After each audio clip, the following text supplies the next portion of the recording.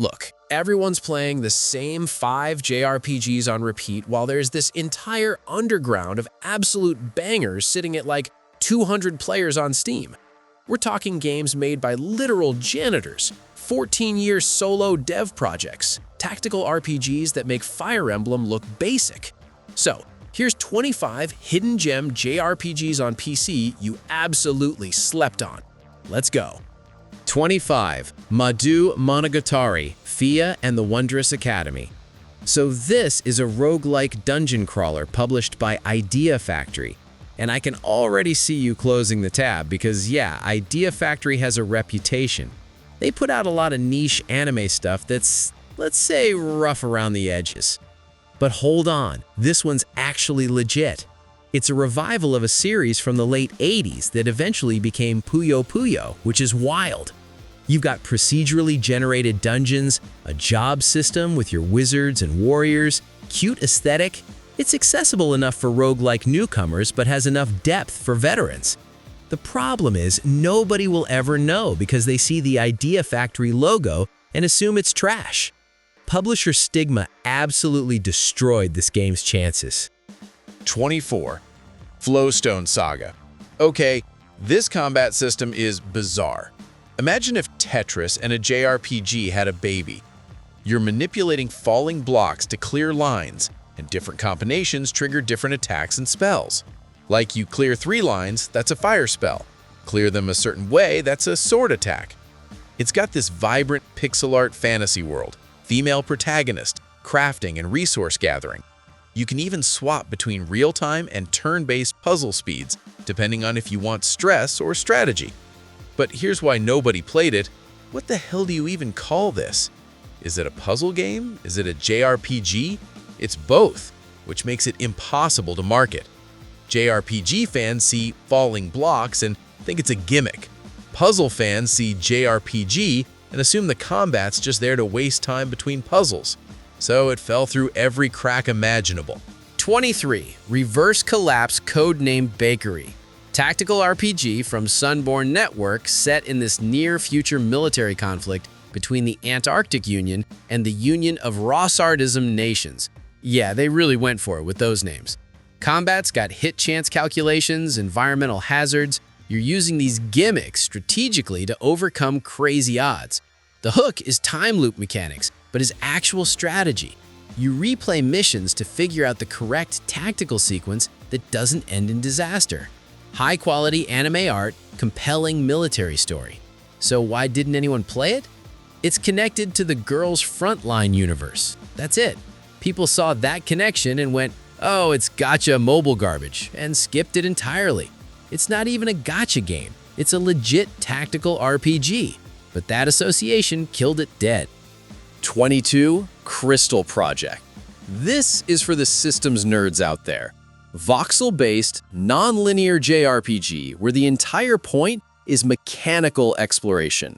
You're in this open sandbox world gaining movement abilities, higher jumps, gliders to discover secret areas and bosses. Combat's got this threat indicator showing exactly which character the enemy is going to attack next so you can plan your defense perfectly. Job system with over 20 classes you can mix and match. And there's basically zero story. No narrative, no character development, nothing. Just pure mechanical joy of discovery. If that sounds awful to you, that's exactly why this game is hidden. Most JRPG fans need some narrative reason to care about what they're doing. This game goes, nah, the mechanics are the reason. For the right player, this is heaven. For everyone else, it's completely invisible. Number 21. Le Grand Legacy, Tale of the Fatebounds. Semisoft made this love letter to PS1 and PS2 JRPGs.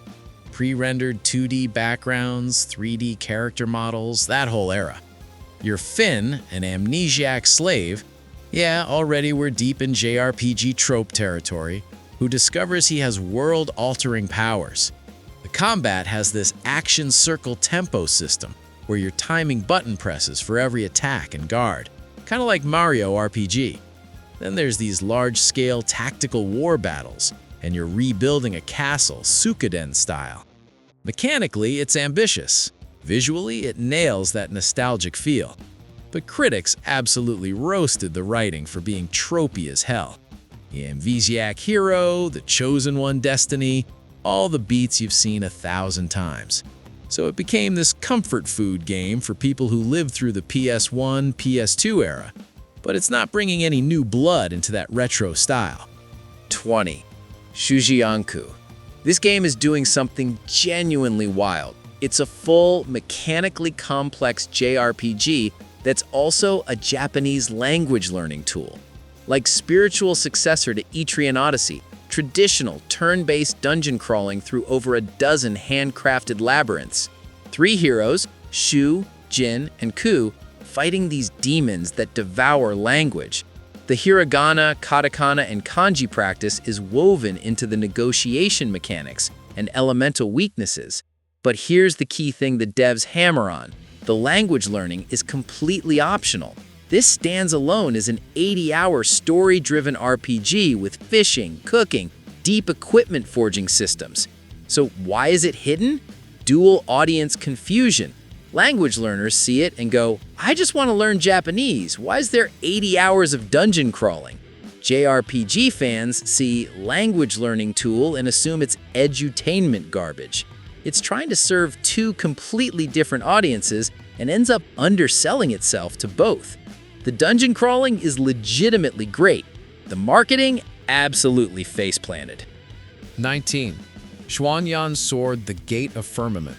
Chinese JRPG, Xiansha style, set in ancient China with real-time combat. You've got this cauldron system where you capture monsters and fuse them into powerful items. The story's got princes, princesses, deities, all mirroring classical Chinese folktales. It's steeped in Chinese mythology in a way you almost never see in the genre, like actual cultural depth here. So what killed it? The Western localization came out absolutely broken. Technical issues, grammatical errors everywhere. Translation was janky as hell. The core narrative and character motivations are actually strong and engaging, but that disastrous launch scared everyone off.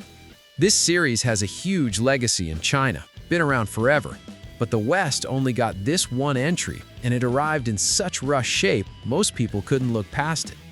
Number 18. In Stars and Time.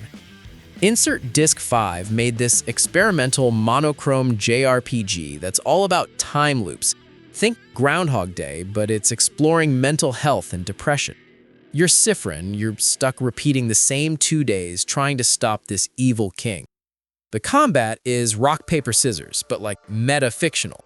Your skills literally correspond to rock, paper, or scissors. That's not really where the depth is, though. The real complexity is narrative puzzles, where you're using information from previous loops to bypass social and physical obstacles in the current loop. So you learn someone's password in loop 15, you can use it in loop 16 to skip a whole section. If you're expecting deep, crunchy, turn-based combat, you're gonna hate this because the battles are intentionally basic. But it's super highly regarded for how it explores themes of mental health, found family dynamics, what it's like to be trapped in repetition. It's using the time loop mechanic to actually say something about depression. If you want combat depth, skip it. If you want a story that's gonna stick with you for weeks after you finish, play it immediately. Number 17, Fey Tactics. Endless Fluff Games made this tactical RPG that's all about creature collection and elemental complexity. You're Peony, this little witch traveling through a world where the human and Fey realms have collided and everything's chaos. You can collect over 20 different Fey creatures, upgrade them, summon them in tactical combat. But there's this whole reactive layer where characters who don't attack during their turn can perform defensive or support moves when your other units get targeted. So you're building this web of reactions and counter-reactions on top of the traditional tactics positioning. The world map is non-linear, and each mission consumes a day, so you're prioritizing which narrative paths to follow. Sounds great, right?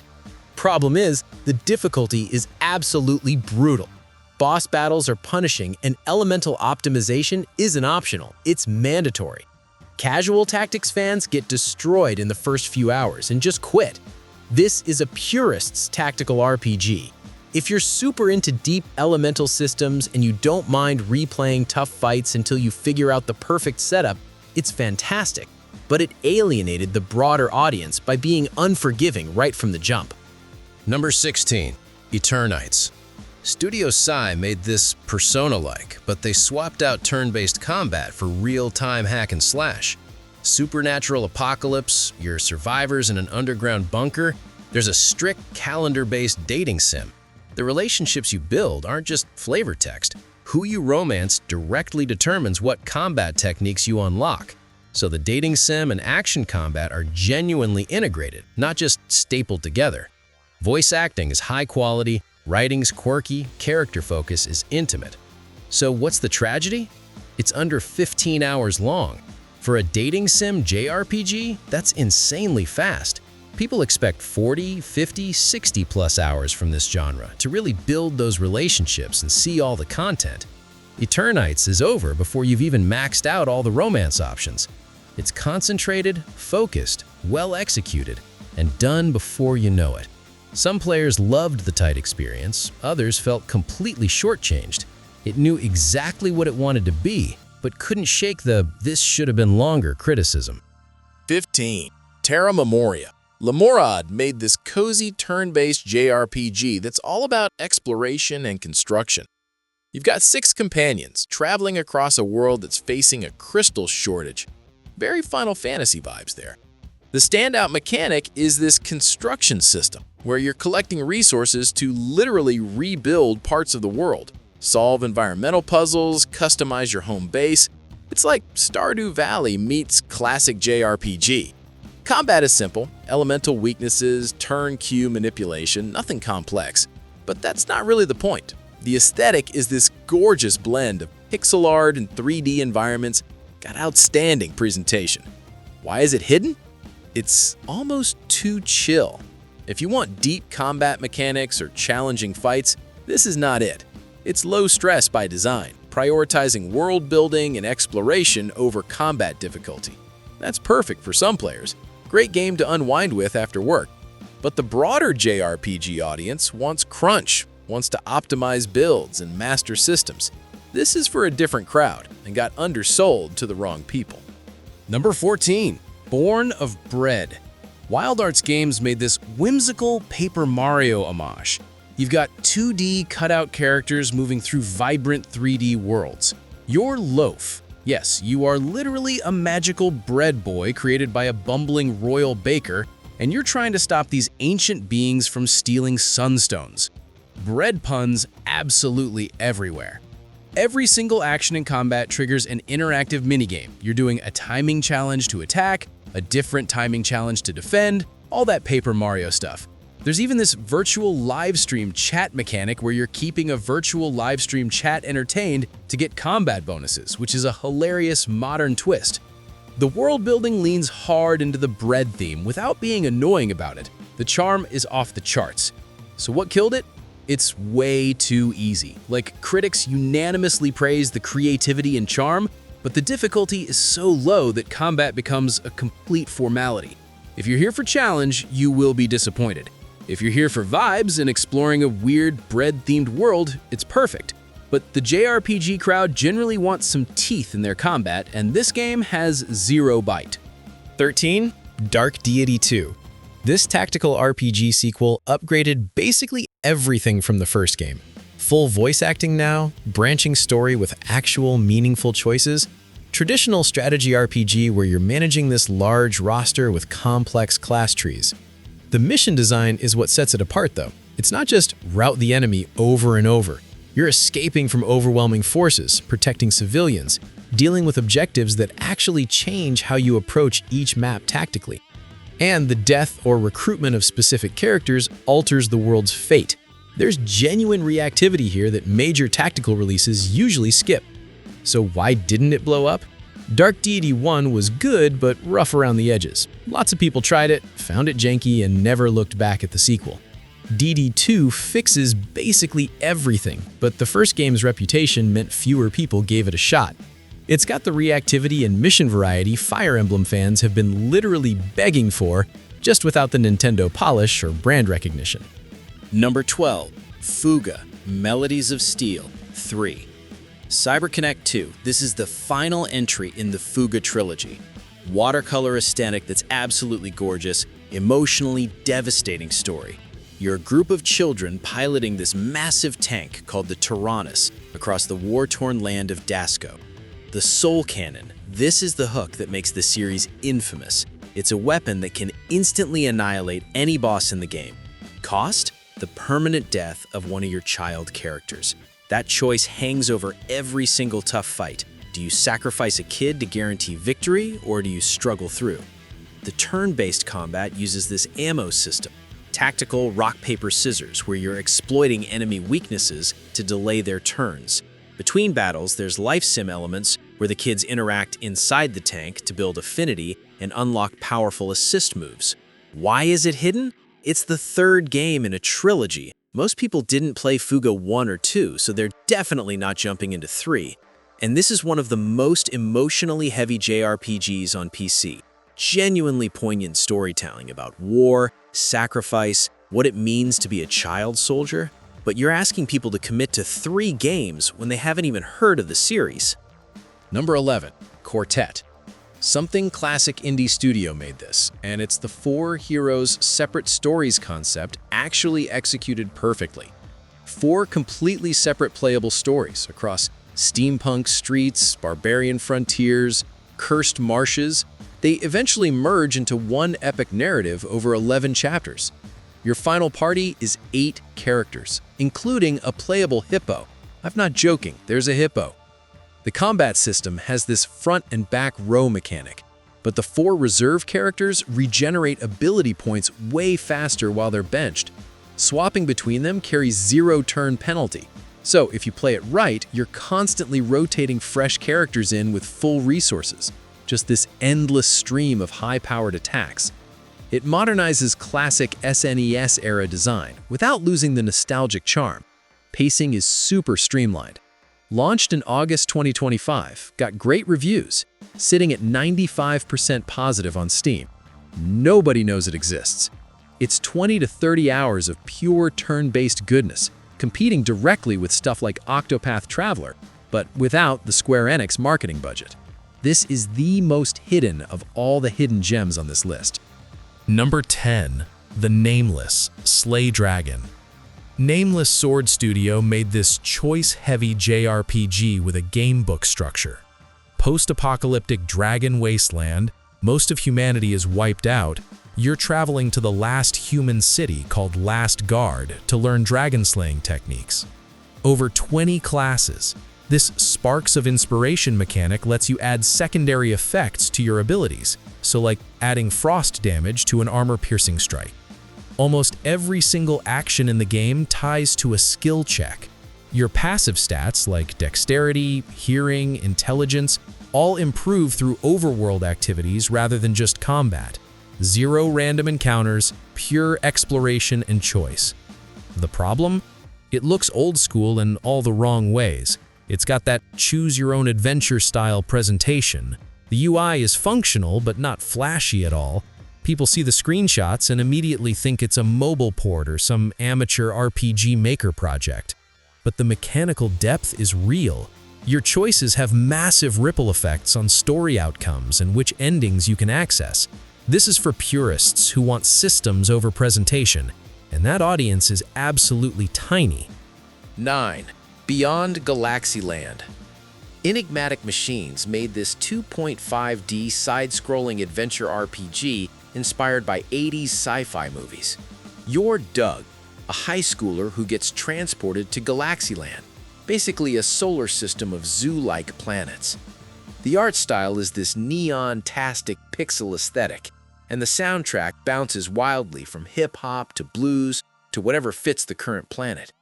The combat mixes creature collection with tactical active defense elements. You can tap your enemies and use them as summons in battle. Very Pokemon meets Chrono Trigger. Each planet has its own distinct visual identity and rewards exploration with unique items and lore drops. So why didn't anyone play it? It launched in an absolutely crowded year with basically zero marketing push. It's got all the ingredients for cult classic status: eclectic music, striking visuals, solid creature collection mechanics. But it dropped with no hype whatsoever, and people just scrolled right past it. Another victim of great game, terrible timing, no marketing budget. Number 8. Small Saga. Daria Nogani spent 6 years making this almost entirely solo. 6 years for an 8-hour game, which should tell you something about the craft here. It's modern-day London from a mouse's perspective. You're Verm, a mouse seeking revenge against the Yellow God, which is actually just a human pest controller who killed your brother. The world building is incredible. This rodent society is proto-medieval, built entirely from scavenged human trash. A cigarette lighter is a mage's staff, a penknife is a legendary blade. The writing is phenomenal. Diverse cast representing queer and disabled cultures, all from this tiny mouse perspective. Combat's turn-based with an ability point system where you defend to recharge your points. No grinding, the story stays brisk. Soundtrack evokes old-school Final Fantasy. So what's the tragedy?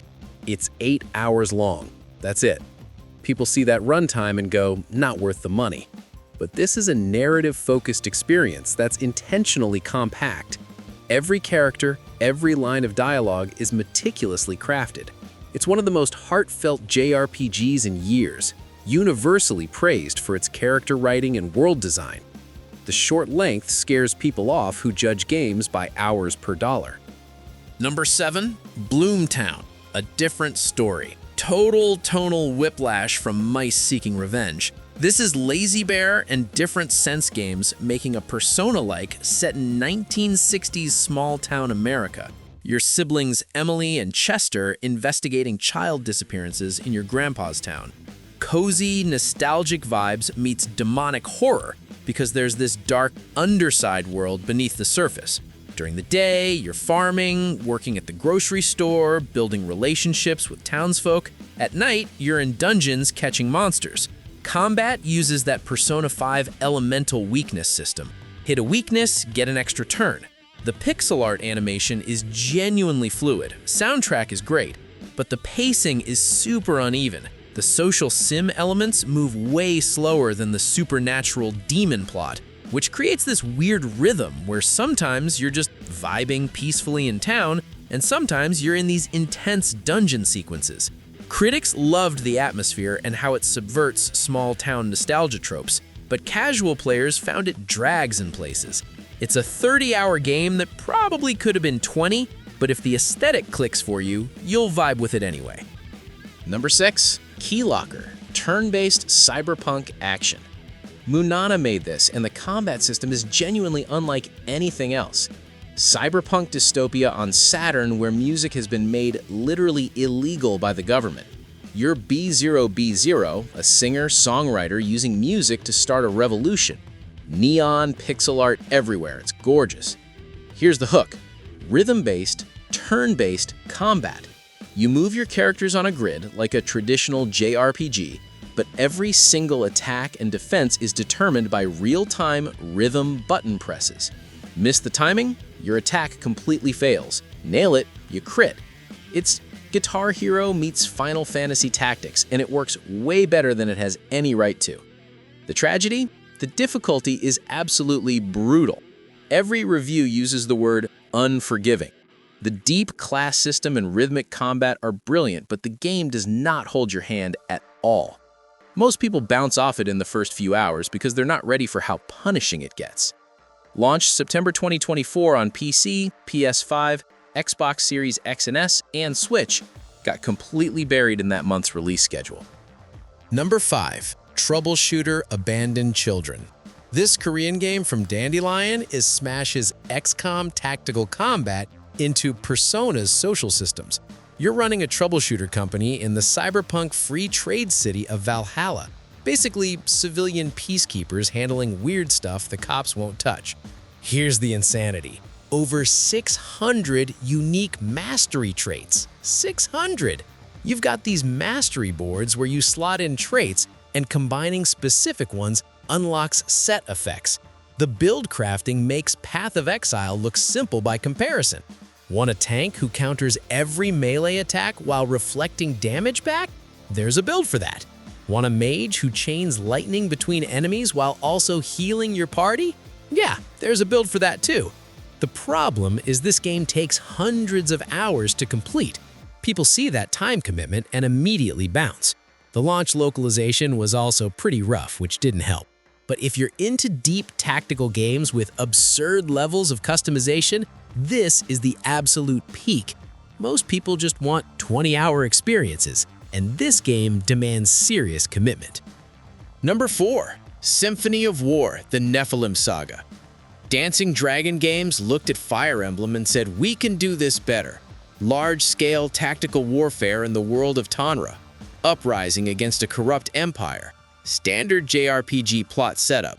But the mechanics are where this gets spicy. You're not moving individual units around. You're organizing entire squads of up to 9 soldiers, thinking about terrain, elevation, these stances, aggressive or cautious, that dictate how your squads behave during automated combat phases.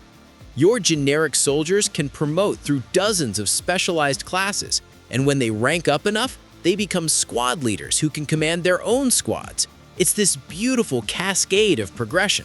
The strategic depth is genuinely elegant, approachable enough for newcomers, but deep enough for veterans. So what killed it? It's made in RPG Maker. That is the absolute kiss of death for mainstream coverage. Critics and players see RPG Maker and immediately dismiss it as amateur hour trash. But this game has been called a legitimate contender for Best Strategy RPG of the Decade. Nobody knows because of the engine stigma. Number 3. Astra Libra Revision. One developer, 14 years. Keizo spent 14 years making this 2D side-scrolling action RPG with this time travel narrative that constantly twists back on itself. You and your sentient crow companion, Karen, are searching for a lost friend, and the story gets absolutely wild. The progression loop is insanely addictive. Weapons and armor level up through use. When you master them, you get permanent abilities called crystals. Those crystals then go into the Libra system, literal scales where you're balancing items to get stat buffs. The more perfectly you balance it, the stronger you get.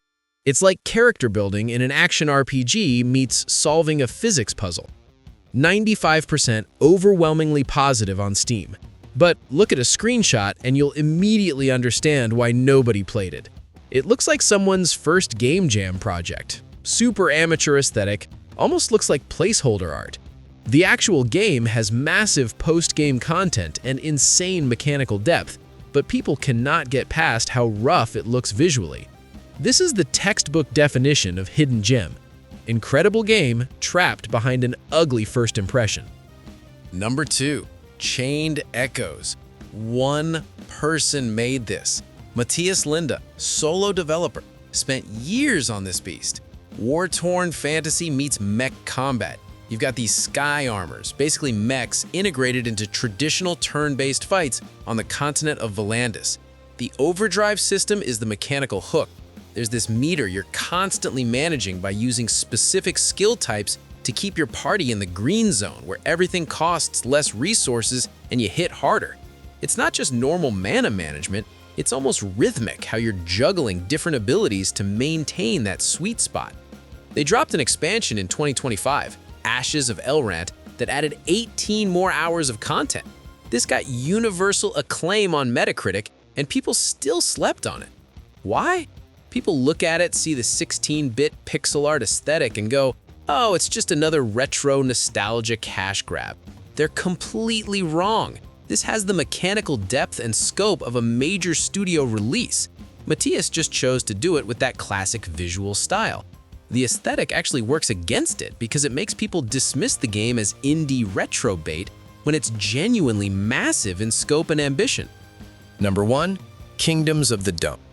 2 janitors made this game. Not former janitors, not they used to clean toilets. They were working full-time janitorial jobs while developing this. Roach and Everdread, those are their dev names. They kickstarted it back in 2019, raised $76,000, and just dropped it in November 2025. The entire game takes place in a fantasy world constructed from garbage. You're Dustin Binsley, a sentient trash can knight who's been falsely accused of stealing from the king of Garbagia. The world is called the Lands of Phil. I cannot stress enough that I am not making any of this up. The combat is on a tile-based grid where positioning actually matters. You're doing timed button presses for critical hits and effective blocking, using field abilities like Scrap and Climb to navigate the 5.5 kingdoms. Zero random encounters, just pure exploration and strategic battles. It's running on Godot engine with this high-fidelity 16-bit aesthetic clearly inspired by Chrono Trigger and Earthbound. 95% positive on Steam with basically nobody playing it. Why is this number one? Because the origin story and the execution come together perfectly. Two people working janitorial jobs scraped together a Kickstarter, spent years of their lives making a JRPG about a world made of trash, and delivered a genuinely great game that launched the same month as 3 massive AAA releases and got completely buried. It's about 23 hours long. The writing is sharp, the mechanics are solid, the garbage aesthetic could have been a dumb gimmick, but they commit to it fully, and it works.